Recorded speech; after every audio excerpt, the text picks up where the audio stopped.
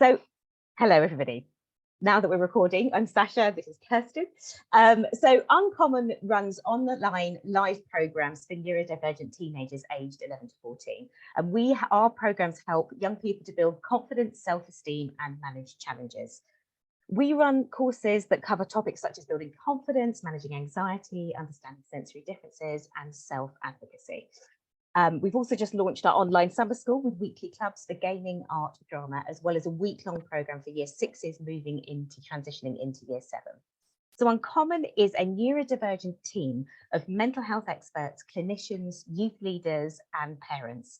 Most of us in the team are either autistic or have ADHD, and so we know and we really understand what it's like to be a neurodivergent teenager. I have ADHD. And when I was growing up, I found school really, really tricky. My time in primary school was kind of relatively okay, but by the time I went into secondary school, I started to get really high levels of anxiety. Stop. Oh, hello? Oh, I'm sorry. No worries, join in, we don't mind. So at school, I'd started to get really high levels of anxiety, and I started to become really, really overwhelmed with deadlines, with things that I had to do, with my kind of organizing myself. And that meant that I had a really, really tricky time at school. I didn't know that I had ADHD at school, and I'm typical of one of the people who've kind of been diagnosed later in life. And now that I've understood what my ADHD is, I've understood that the strengths that it brings, and I've understood so much better how to overcome my challenges. Kirsten. So similarly to Sascha, I also had a difficult time in school, but I'm autistic. I had a sort of relatively early kind of diagnosis for someone of my age. So whilst I was in university, and but I definitely kind of felt different at school, and that mostly manifested in feeling quite lonely, quite isolated, finding it really challenging in terms of knowing how to make friends, keep friends, kind of fit in.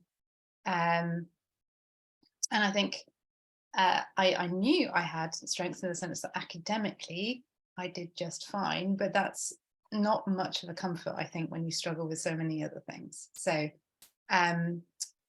definitely a change of scene when it came to university, made things quite a bit better when there was more sort of flexibility. But yeah, we've both got that empathy in terms of understanding how challenging it can be school, despite maybe knowing where your strengths are. So today we're going to be talking about discovering neurodivergent strengths and how you can use this with your young people. Before we start on that, I'm just going to show you, and we're going to really hope this is going to work. I'm going to show you a short video about some of the work that Uncommon does with young people. So fingers crossed this will work. Let's have a go.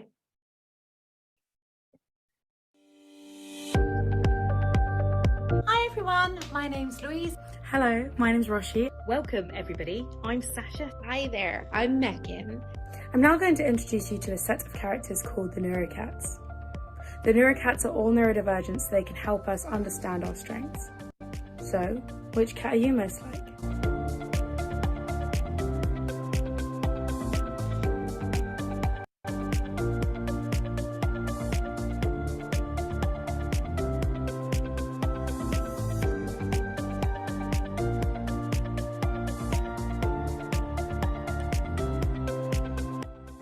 At Uncommon, we talk about something, we call it a stressometer, right?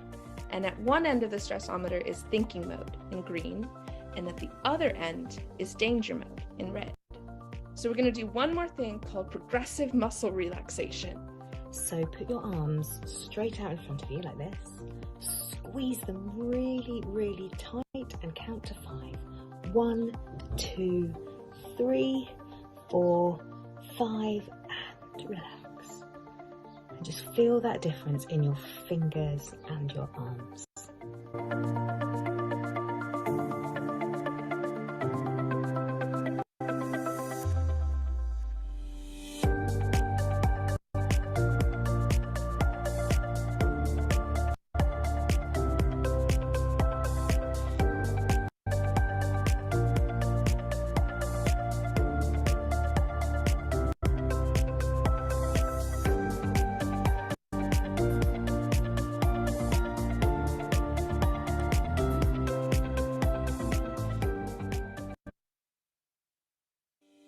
Oh no, stop. There we go. Stop again. Hi. There we are. Well, you could watch it again if you want, doesn't matter. Anyway, Kirsten, could you take us through what we're going to be talking about today and a little bit about the approach we use at Uncommon? Absolutely. So at Uncommon, we take a strengths-based approach to our sessions, and we'll talk a little bit about what we mean by a strengths-based approach in a moment. This means that we focus a lot on helping young people discover their strengths and a wide range of strengths and how they can use their strengths to build self-esteem and manage their challenges. So we do this by focusing on something called the well-being theory of self-determination. And very simply, the theory proposes that there are 3 fundamental psychological needs that are essential for human flourishing. Firstly is competence, so having the skills and knowledge to be able to accomplish what we want to do. Secondly, connection, so helping young people see that there are other people like them, that they're not alone, that they have things in common. And thirdly, autonomy, so feeling empowered to make your own decisions about what you want from life. So we use this theory in everything that we do, and as a basis to help young people recognize their strengths, which in turn improves their self-esteem. So it can be really useful to think about this theory in relation to our young people. And it's really helpful to think about how these 3 elements come together when looking at a strengths-based approach. We'll talk a little bit more about this. Sasha. Thank you. So what is a strengths-based approach? A strengths-based approach is relatively new, particularly to the area of autism research, but it's a really, really exciting area. And at Uncommon, we believe that this research doesn't just apply to autism, but actually applies to many different forms of neurodivergence. Initial research suggests that a strength-based intervention can help autistic people improve their self-esteem, confidence, social engagement, relationships, and life skills. And in particular, when focusing on activities that align with autistic people's interests and encouraging personal autonomy. Despite this, most existing services that support neurodivergent people are actually designed to deliver interventions that respond to difficulties rather than building and leveraging strengths. And the way that services are kind of planned by the NHS or by the local authority, and often by education as well, and the way that they're funded means that they inadvertently discourage a strengths-based approach. So you may have experienced this yourself if you've been through a diagnosis yourself, or with your young person, if you've gone through an EHCP. And it's highly likely that the professionals that you've come into contact with will only have received a deficit-led account of neurodivergence. But at Uncommon, we believe that we need to recognise the more nuanced strengths, including soft skills, that neurodivergent people possess. Kirsten, would you be happy to go on from this point? Yeah, so this means that we believe it's really important to build young people's confidence in the value of strengths, even the sort of more nuanced, smaller, softer ones that we often don't think about, and then helping people use these strengths to problem solve, because strengths really can overcome challenges.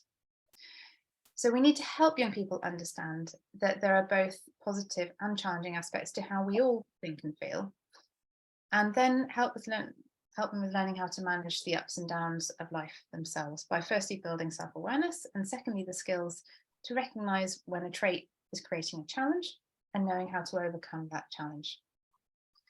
So one final point here, it's important to note that a strengths-based approach is very different from the superpowers narrative that we sometimes come across.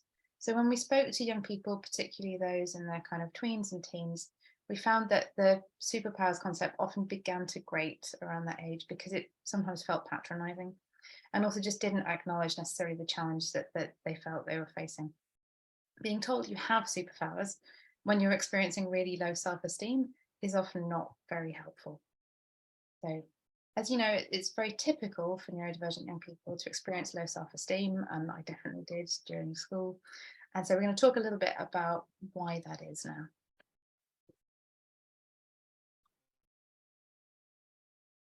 Are you happy to do this, Victor? Yeah. This is you. This is you. Me. So research shows that neurodivergent young people often don't feel positive and confident. And there are a few reasons why this is. So the first really is negative feedback. So there's some research that shows by the time an ADHD young person was 12, they received 20,000 more pieces of criticism than someone without ADHD. And this negative feedback has an impact because neurodivergent people are prone to experiencing negative interactions more frequently. It's common for us to then begin to feel nervous in situations where we might make a mistake or accidentally provoke a negative reaction, particularly if we don't understand what we've done and why it's created that negative reaction. This is then compounded by factors such as rejection sensitivity, which means that we might feel criticism much more deeply than others. The second reason why young people often don't feel confident and positive is because as neurodivergent people, we have something called a spiky profile. Now, neurodivergent people in general have this thing called spiky profiles. And what this means is that we tend to have really great strengths, but we have bigger challenges. And neurotypical people tend to have less spiky profiles. So this is the reason why it might seem like your young person finds it really easy to do some things, for example, hyperfocus on art or whatever they're particularly interested in, but hard to do other things like remember what they need to take to school. And this is absolutely what happened to me when I was growing up and was really difficult for me when I was in secondary school, just trying to remember all the things that I needed to do.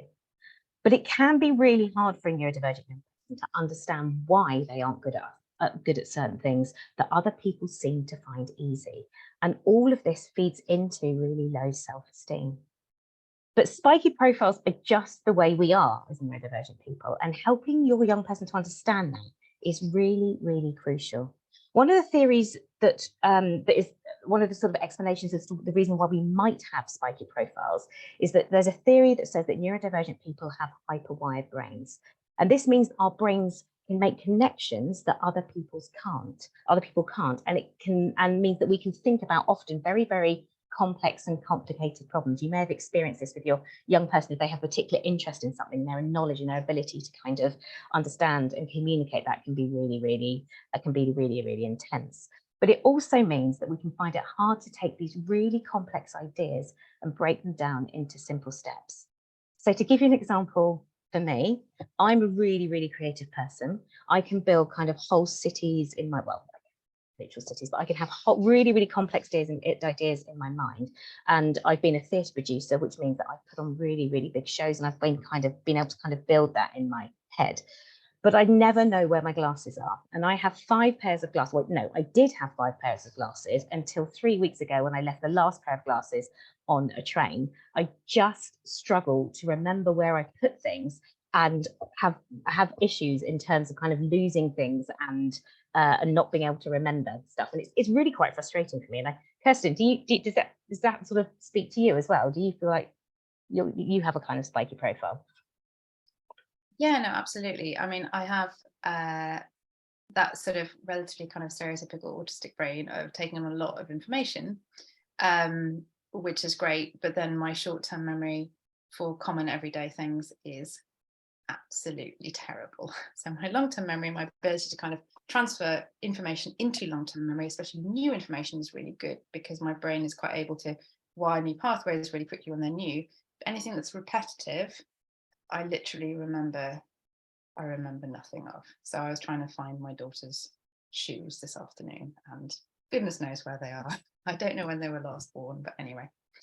So it's not just about kind of finding objects, but I think, yeah, that thing of finding some things really easy. So spreadsheets, great ability for me to kind of engage in complex, empathic, kind of political issues, sort of further down the scale.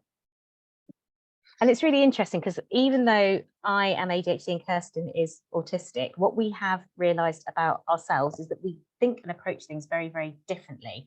Actually, the things that we struggle with, there's quite a lot of overlap. Would you agree with that, Kirsten? Yeah, absolutely. Yeah. That's why we run what's called a kind of PANS diagnostic, so a cross diagnoses curriculum at Uncommon, because there are so many overlaps between different kinds of neurodivergence. So you've probably experienced yourself, if you're neurodivergent yourself, or just thinking on behalf of your young person, they'll be given one particular diagnosis. But what we know at Uncommon is that most young people will actually have more than one diagnosis. So people who are autistic are also likely to have, for example, to have an ADHD diagnosis. So thinking about things just in terms of singular diagnosis doesn't really, it is often not that helpful. But what spiky profiles can help us to do is start to think about the different traits of those different diagnoses. So those different traits, even though Kirsten and I have different diagnoses, the traits that we have are very similar. And that's why we at Common talk about neurodivergence as opposed to kind of individual diagnosis. Is there anything you want to add to that, Kirsten? So I think we'll see it a little bit as we start to talk about strengths through this section, but there's a lot of kind of commonality as well in the strengths that you see between different diagnoses, but we can come on to that in a second. Spoiler alert. Brilliant. Okay, so let's talk about the third reason that often young people experience low self-esteem. Kirsten, do you want to talk about this? Absolutely. So neurodivergent young people will often have really low levels of confidence. And confidence can be defined as the willingness to try things. Now, that sounds conceptually really simple, but when we're confident, we are willing to try something that might be hard, try things that we may have failed at before, and even try things that we don't even know if we could ever do. And having good levels of confidence means you're more willing to try. So when young people lack confidence, they often don't try, or they find it hard to try, and they may give up quite quickly. And this can rapidly cycle into young people retreating, stopping activities that they may have even loved before, neglecting relationships, and becoming isolated. And so approximately a third of the young people that we work with in Uncommon have sort of retreated and often taken time out from education. Another third, when we talk to parents, are experiencing issues of isolation and retreating from activities. So it's a really, really common thing. So what we need to do is try and build positive self-esteem cycles. So this high self-esteem cycle that you see on the right-hand side. So that over time, they will believe in themselves more. And in turn, as their confidence grows, they'll try new things, and then they're able to kind of re-engage in the world. So it's a process. It's not a quick fix. It starts with small things, but it's possibly one of the most valuable things that you can ever support a young person in doing. Sascha. Thank you. So one way that you can start to build self-esteem is by helping your young person to understand what their strengths are. So we use a number of different techniques at Uncommon to do this, and we're going to run through a few of these now and give you a few tips that you can kind of try at home. I just want to say, if anybody's got any questions, feel free to just pop them into the chat, and we will either try and respond to them as we're going through, but we will definitely have a time at the end for people to ask us whatever questions you would like to ask us. But please do feel free to pop anything into the chat, and we will respond to them if we're able to. So the first technique that we use at Uncommon that might be worth trying at home, trying with your young person, is something called strengths in action. So when we learn to recognise some of our more unique, intangible strengths, things like forgiveness, perseverance, and curiosity, we often realise that these things are actually really important to us. And it's important that we behave in a way that is true to these strengths, because that means that they are also our core values. And we often value these things really highly in other people. So if we are true to our values and we have other people around us that kind of meet those values, that can help us feel good, safe, and appreciated, particularly when other people behave in ways that align with these strengths and values. Conversely, when people shut down, for example, things like our curiosity, or betray our trust, or are unfair, or sort of overly judgmental, it negatively impacts not only how we feel in that moment, but also in the long run. So at Uncommon, we teach young people how their strengths and their values align, and how values are important in guiding the way you live, approaching problems, how you treat other people, and crucially, how you decide which friendships are right for you. But why is it important for young people to put strengths and values into action? Well, many neurodivergent people often feel that we aren't good enough at certain things in life, and that kind of goes back to the spiky profiles that we were talking about. And at times, this keeps us trapped in a cycle of anxiety and prevents us from taking action to change the way that we feel. But by choosing to take action using our strengths and our values, we can find new ways of approaching situations that work for us. Remember this, significant life change is achieved by taking a series of small steps and actions, and small actions can lead to big change.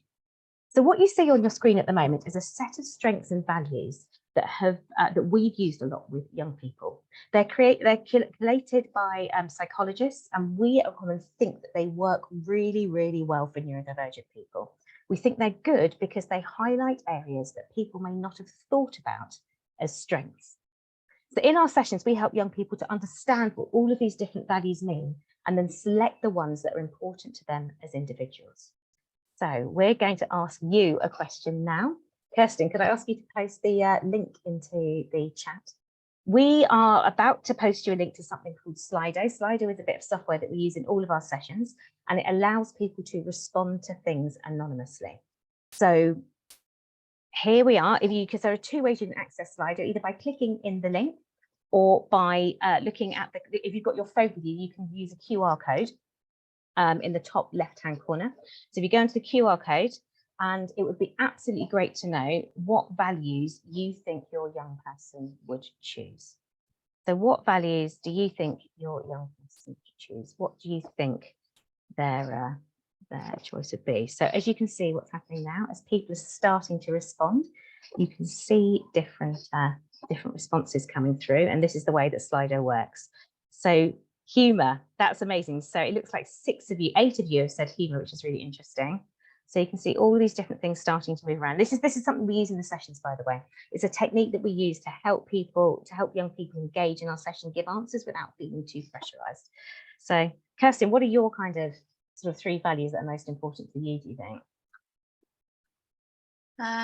So I think honesty is really high up there on the list, and I think with that sort of comes directness. I am quite direct as a communicator. Kindness, and then I would say either sort of curiosity or kind of love of beauty. Such a nice one. Love of beauty is such a nice one. It is, and I think it's something that we talk about in sessions can often link to people who are hypersensory, because we often see extra kind of levels of detail in the things that we see around us, the colours or the objects, and so often those two things go really closely together. Yeah, absolutely. So it's really interesting looking at these answers that are coming in now. I can see that, so kindness is the sort of the most popular one, then humour and creativity, and then honesty. So it's really interesting because kindness in general in our sessions comes out top, doesn't it? Kirsty, I think you were talking a lot of why you think that is, why you think kindness sort of is one of the values that kind of comes out most. So I mean, in effect, we would like people to be kind to us, and there is a sort of slightly sadder reason why kindness often comes out. Sometimes it's because young people maybe haven't been treated the way they would like to, and they really appreciate kindness when they receive it. But the kind of positive side of that is that actually we can do a lot of problem solving through kindness. So people like to be asked to help someone, to be kind, to help others. And actually there's evidence that shows that doing acts of kindness is actually a better way to approach managing social anxiety than trying to approach social anxiety head on and learn different communication skills, for instance. So there are academic studies out there showing that doing acts of kindness is a better way of solving and kind of supporting social anxiety. It's really interesting. You were giving an example the other day, Kirsten, about being at a party and an act of kindness. So a party is often a situation where a neurodivergent young person can feel a bit like they don't know, they might feel a little bit nervous. And you were talking a bit about kind of offering to like hand drinks out or something, and that being a kind of better way of managing social anxiety. Exactly. It could be handing drinks out. It could be helping someone making or doing food. It could be engaging with the cat at a party. It could be helping someone open a door.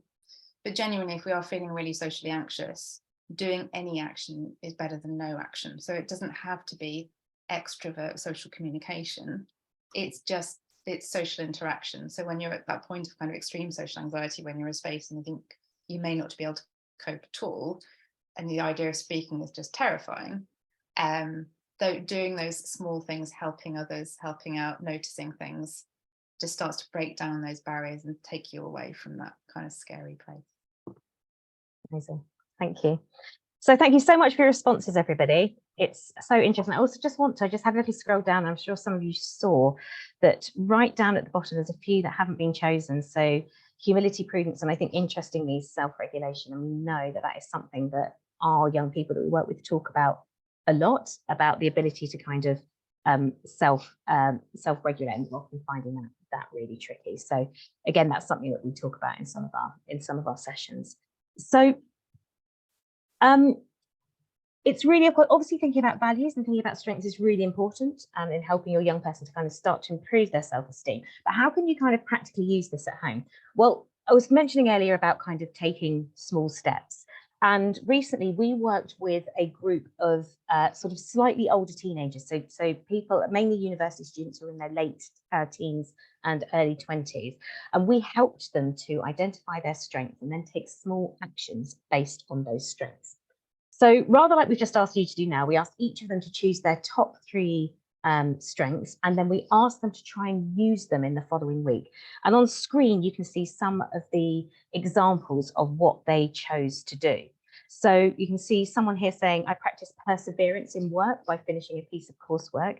The next one is my absolute favorite. I practice curiosity at work by learning about particle physics, which I think is amazing.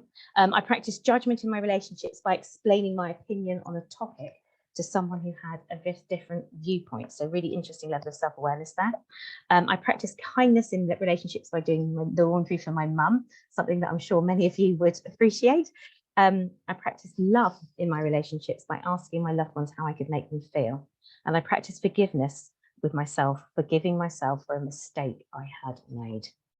So some really interesting kind of ideas that were starting to come through. But what was really interesting in this kind of project that we did with older people, with older teenagers, is that they were really, really able to start thinking about taking those smaller actions because they had understood their strengths.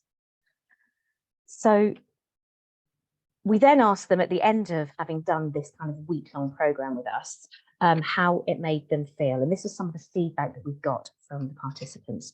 I was able to explain myself and identify a midpoint that we both agreed on. It felt great. I managed it. I was doing a drawing and I didn't do it perfect, but I forgave myself for the mistake in the end. Someone told me I was kind. It was made me feel really good, like the effort I put into it was really worth it. I think this could help me strengthen my relationships with people I don't know well.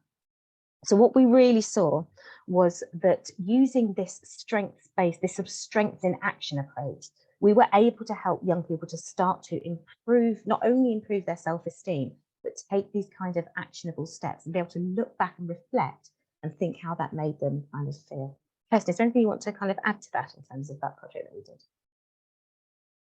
I think it was just amazing to see the ingenuity, actually. And it's interesting trying to give someone a challenge to solve a problem through a particular lens of a strength, when often we just don't think of approaching things that way. So I think, yeah, the ingenuity of some of the examples that and some of the actions that people came up with was just, yeah, really impressive.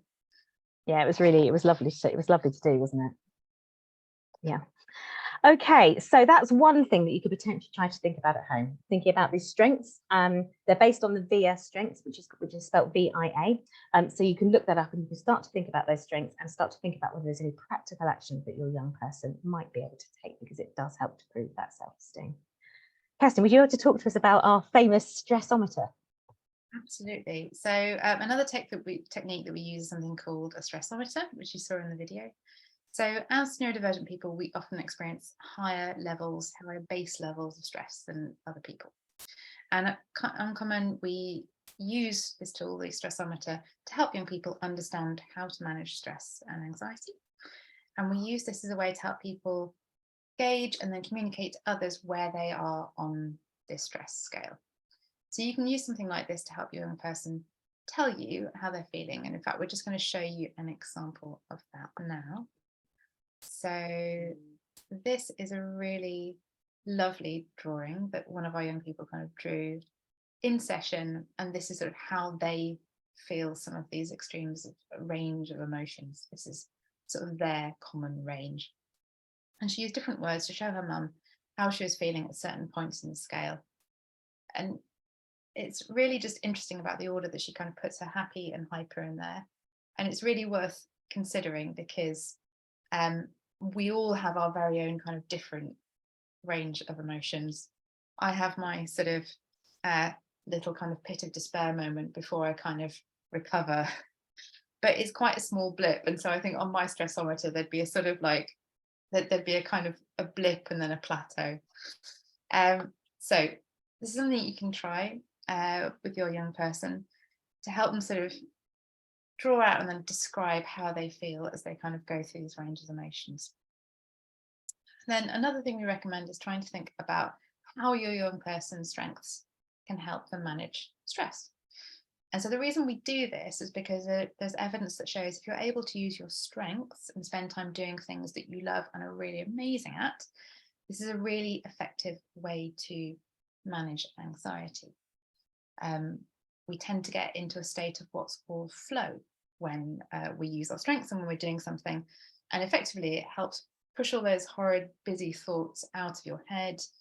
It calms down your nervous system, and it's just a really practical way of doing something. So when we're asking people what their strengths are, we get all sorts of amazing answers in terms of how they can then use those strengths to overcome stress.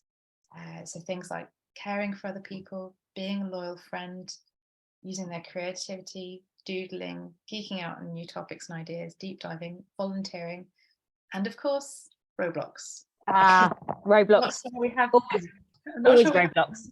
Any sessions not involving Roblox.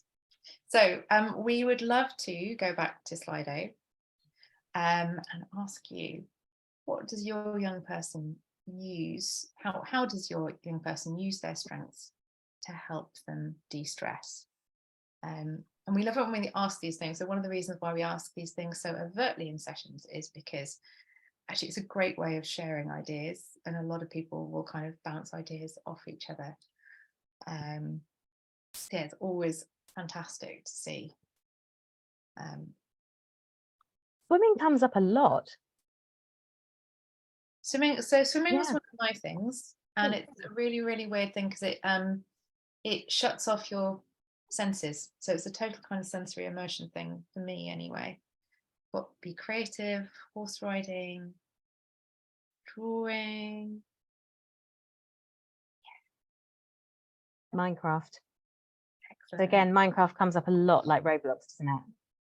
And now with the dog, we have quite a lot of pets join us on sessions, don't we? Like various fluffy cats and dogs. Yeah, it's lovely. Talking out loud, role playing.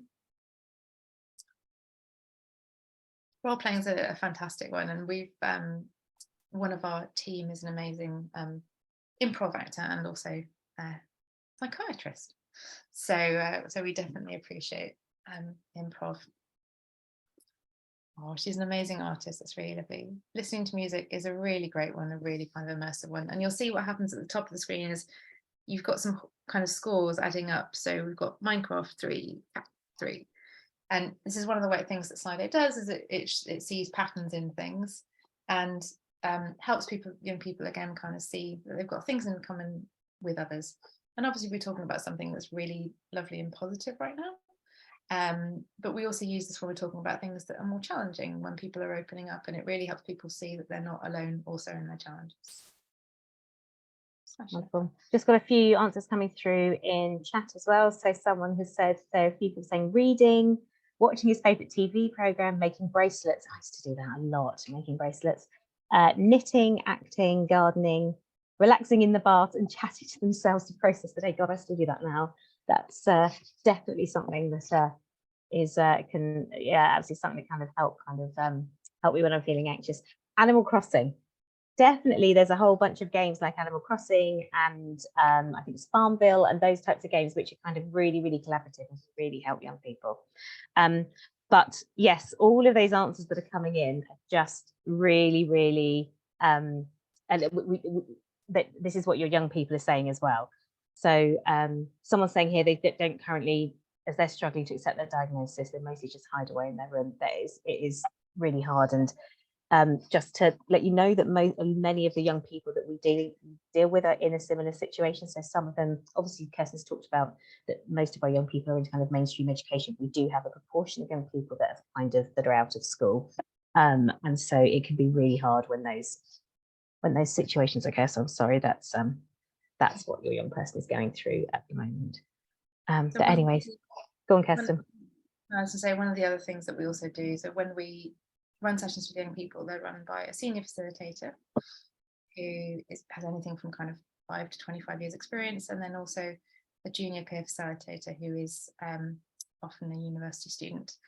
And they're just really well placed to basically share their experiences of school and to be able to reflect on the fact that things can get better, because it's just a really hard thing to think and feel if you are really struggling either with a diagnosis or just with the situation that you're in, to kind of see the way through. So yeah, so our peer facilitators share their experiences and the challenges they've had, and sort of coming out the other side, which is always, I think, really creates hope for people.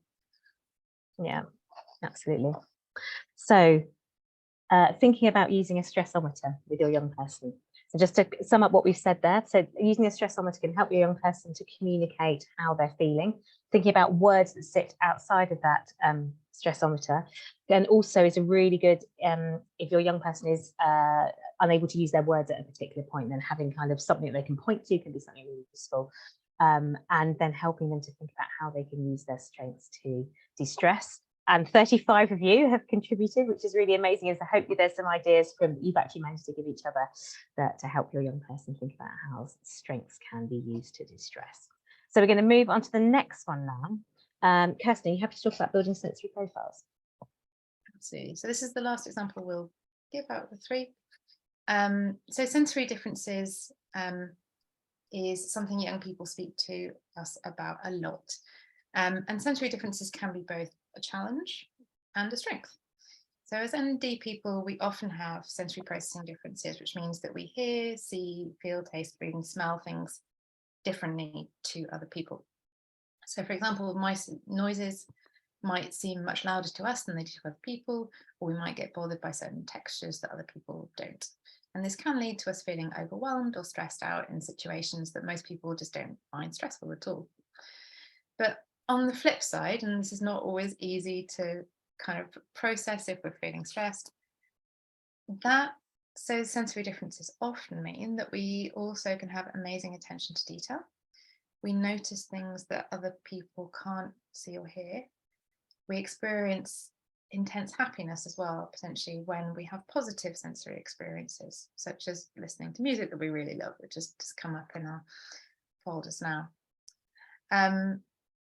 And so what we do in sessions is we talk about the challenges, but then also kind of acknowledging the strengths and encouraging young people to really kind of think about those times when they do experience that joy, that appreciation of beauty and detail. And we use the template that you see on the screen to build a sensory profile. And this is something that you can do with your young person. So we're encouraging people to think about the areas where they are more or less sensitive in a sensory sense. And then also to think about how that sensory profile changes in times of calm or in stress, because there are very logical, biological, physiological reasons why actually we experience much heightened sensory sensitivities when we're stressed. And thinking about this can then help us talk about strategies, ways of managing sensory differences, but also of harnessing those sensory strengths. So we're going to ask you, I think it's one last question inside and out, which is, what sensory experiences does your young person get real happiness from? So yeah, go on. You've got some amazing examples, Kirsten. Sascha well knows I on the downside of my sensory thing. So I feel sound in my skin, and that can be really amazing when it's sound that feels lovely. There is good sound, or it can feel really, really awful when it's bad sound. But when I know what kind of sounds make me feel like that, so I can stick on a pair of headphones and just be in absolutely kind of sensory joyous land. I can feel it on my skin, I can feel it in my head. It kind of feels like this amazing sort of wave of euphoria. So what have we got coming through? We've got music, ice, excellent. Stroking the cat, oh, such a lovely immersive touching and sound, and yeah, fluffy blankets, lovely, good fluffy cushions. We've got a lot of plushies that join us in session, haven't we? Yeah. Amazing collections, and costumes as well, actually. Yeah. Crashing into things. Is this enjoying crashing into things? I mean, it's sort of, it can be really fun. Sitting in the bath, swimming, excellent. Swinging and rocking, absolutely. Dance is a thing that comes up quite often. I've done quite a lot of dance. I think I only realized later in life why I enjoyed it. It is that kind of feeling of movement. The sound coming from a modified car when the exhaust roars and crackles and pops. It's annoying to all adults in the neighbour. He loves it. That's amazing. That's such a nice crackle and pops is such a nice, isn't it a lovely description? That's so nice. I'm sorry for your neighbours, but I'm glad he's getting so much enjoyment from it. That's amazing. Gosh, there's some really wonderful examples here. Oh, look at this. Slime, Orbeez. Oh, Orbeez come in a lot. Squishmallows, sand. A lot of S's there. Swinging, spinning, skipping. Amazing. I love the S's. Yeah, yeah. So wonderful.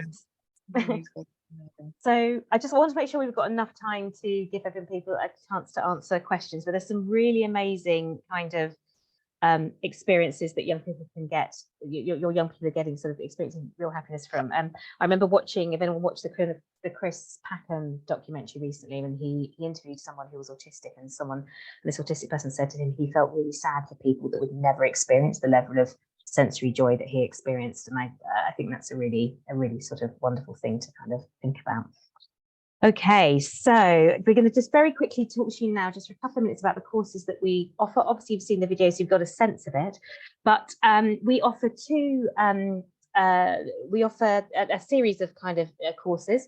The first courses that we're running two different courses this term. The first is on Exploring My Strengths, which is a 3-week course. The second one on Understanding My Brain.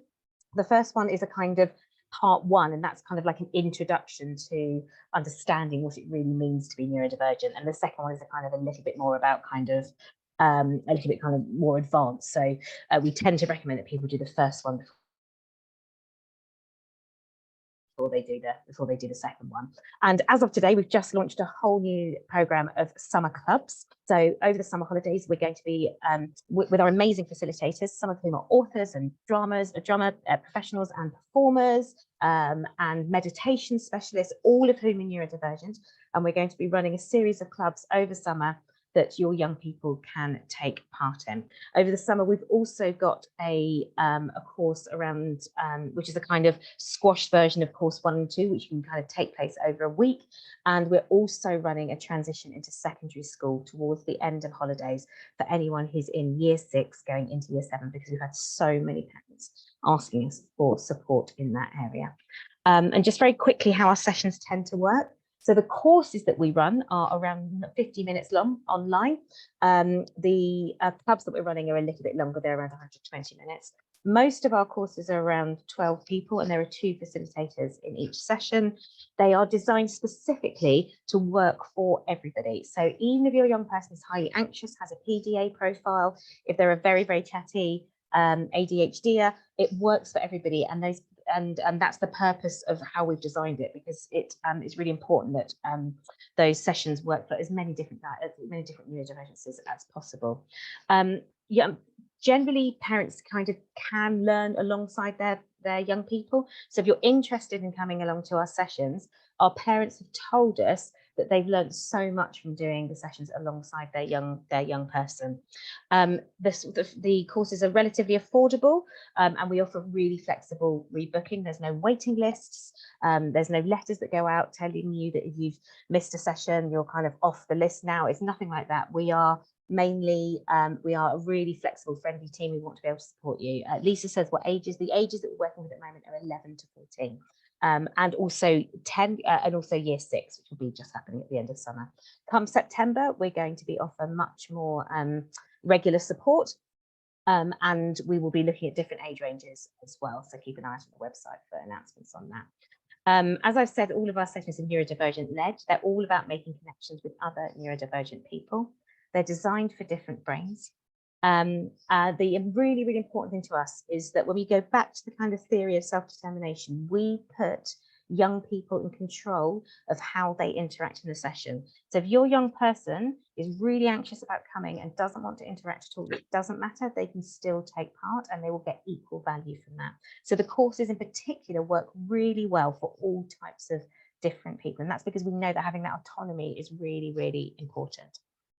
When it comes to the clubs and sessions, they will be a little more interactive, but it's still possible to just sit and watch, and you don't need to take part if you don't want to.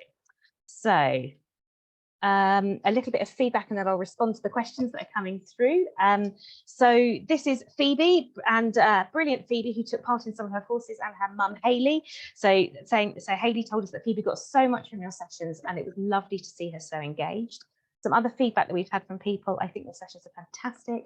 It's wonderful to hear someone talk so positively about neurodivergent characteristics and do so much to try to build confidence. Really helpful, and the team are friendly and positive. Help me to think differently about some of the words I use when my daughter is needing to regulate, when I'm helping my daughter to regulate with meltdowns. And even without seeing my daughter, you are building her confidence, which is literally rock bottom, and I honestly can't rate it enough. And so the reason that person has said that even without seeing the daughter is that young person took part with her camera off the whole time, and even then she was able to we were able to kind of work to sort of build her confidence. So we're at the end now, so you've got 10 minutes left for questions. This is our website. If you want to go onto the website and find out more about the courses that you offer, you're very, very welcome to do so. We're also offering, we're also donating 25% of the price of these sessions, and I'll run through the cost in a minute to the Autistic Girls Network. So if anyone books using that particular code, then we will donate 25% of the course fees from that booking to the Autistic Girls Network. So thank you, Kirsten, for putting the website address in there. So Kirsten, what sort of questions have we had coming through? Are you happy to start to respond to those? So I think we've covered paid and all the prices are listed on the website. Question around times and frequencies. So our courses mostly run at 6 p.m. Monday to Thursday. We run on different days, so you can kind of fit around other clubs, hobbies, and things. We have courses starting every kind of 1 to 2 weeks. So you can really kind of start at a time that works for your young person. You absolutely kind of recognise that you need to find the right time to do these things. Over summer, we've got a variety of additional courses on, so we'll be stopping our kind of multi-week courses just because we recognise that a lot of people will go on holiday and it'll be difficult to kind of make every session, but we're running summer clubs instead, and we've got a couple of intensives. So we've got a 1-week intensive that's running in mid-August, which kind of covers the bulk of our kind of courses content, and then from September we'll move to more continuous support. The drama course location is listed as 1. We've literally just relaunched this morning, so that should say Zoom. So all the courses are held on Zoom, and Sasha's put the costs in there. So we've got one question that says, my daughter's been home educated since year 4 and identifies much younger than her actual age. Would she be able to enrol? So we give a guide age of 11-14, but we always say to parents, you know what age your young person relates to. So if you feel that your young person relates much more to younger ages, then absolutely, they're very, very welcome to join. So can I respond to one? Is that okay? Yes, Natalie has said, was the course suitable for a 12-year-old? It absolutely is. You're exactly in the right age. It doesn't matter. So this is a really important point to make, and I should have made it earlier, is that you do not require a diagnosis to take part in our courses at all. So no diagnosis, you don't need to have a diagnosis, you just need to identify that you think you have particular traits. So we know how hard it is to get a diagnosis, we know how long it can take, and if we don't want this only to be accessible to people that have waited 3 years on a waiting list. So we're very happy to take people who just I think they may be or identify as that. So okay, so just want to make sure we're not missing out on any of the questions. So I think we've dealt with age ranges 11 to 14. A lot of people asking for older teens. Please tell us, please go onto our website, register on the front page of the website and tell us what age groups you would like, because we are looking at what age groups we're able to serve at the moment, and we will be looking at older age groups. So please do that. And the more people that ask us for age groups, the more we will know that we need to put them on. Someone has said my audio wasn't working. Sarah said my audio isn't working for the first part of this. Is there a recording? Yeah, there will be. Kathy, Kathy's been recording it. So I think, that's that right, Kathy? Yeah, brilliant. Yeah, it's recorded. Oh, it's recording, and it will go on our YouTube channel. So amazing. I'm just having, says any other questions? Rob said thank you. Yes, brilliant. Thank you very much, Rob, for being here. It's really nice to see you. Do you have anything not on Zoom, as my child struggles with things not in person? Yeah, so at the moment, all of our sessions are on Zoom. But the one thing I would say is just these sessions can be watched as if they are a TV show. So if your young person enjoys watching things on their laptop, Netflix or YouTube or whatever, that is absolutely a valid way to participate in these courses. You don't need to interact. Gleester said perhaps running the courses with an older age group. Yes, absolutely. If there's enough demand, we will do it. And Offsite, which I think is probably not your actual name, but thank you both for lesson learning navigating. That's really good to know. And also massive, like Kathy and the work that Kathy does at AGN, helping parents navigate all of this. Like we always recommend that AGN to everybody that we talk to, because it's such an amazing resource. So please just make use of AGN as much as possible, because it's such a wonderful community. Kathy, I realize that we've just kind of talked. I hope that's kind of okay. Is there anything that you want to kind of add? Talking is necessary for a webinar. That's fine. Well, this is true. Is there anything that you want to add, or like, is there anything you'd like to sort of ask or add? Or I mean, we've been kind of, you know us quite well now, don't you? I do. Yeah. I mean, my son did the early bird, I guess, what became these courses, I guess.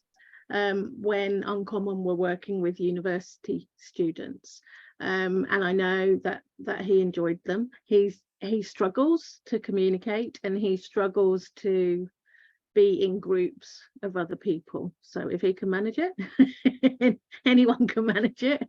But yes, I would say, go for it, and examine the different ways that your young person could take part, because it doesn't have to be via speech, it doesn't have to be interacting virtually on Zoom if that's not what they're comfortable with. There is a great deal of adaptation here.